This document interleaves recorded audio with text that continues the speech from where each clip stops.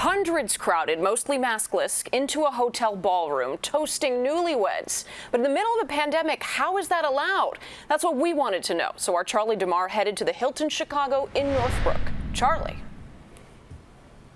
Marie, good evening. And that wedding, a potential super spreader here in Northbrook. It comes on the same day that the state reached a pretty grim milestone, 238 single deaths. That is the highest number of deaths since the start of the pandemic.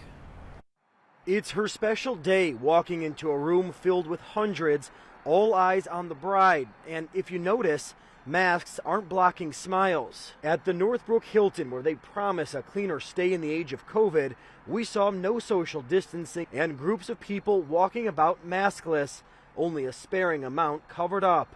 But this wedding was somehow allowed at the prominent name brand hotel.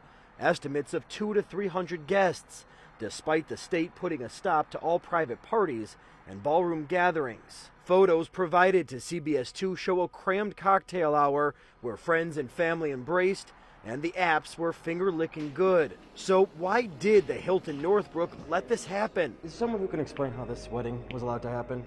Hundreds of people here, no masks, no social distancing. Gotcha. Let me call the GM. Thank you. We were told a manager was coming in from another location. What's going on, guys? But an engineer quickly arrived. There's a lot to happen. A couple hundred people here, no masks, no social distancing. Leaving just as fast. We reached out to Hilton Corporate earlier tonight. They say that the Hilton here in Northbrook is independently owned and operated, and therefore they couldn't comment on the hotel's behalf.